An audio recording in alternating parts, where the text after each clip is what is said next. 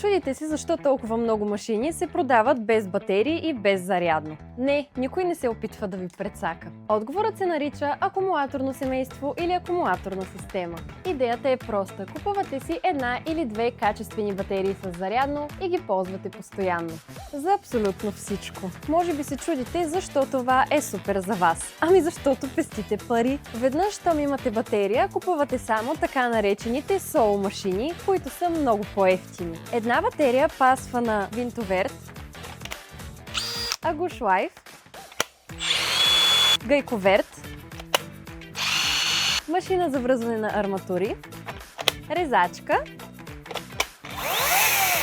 и много други градински машини. Дори и кафе машина. Искате да започнете своето акумулаторно семейство и да пестите пари? Ако е така, разгледайте стартовите ни комплекти в instrushop.bg.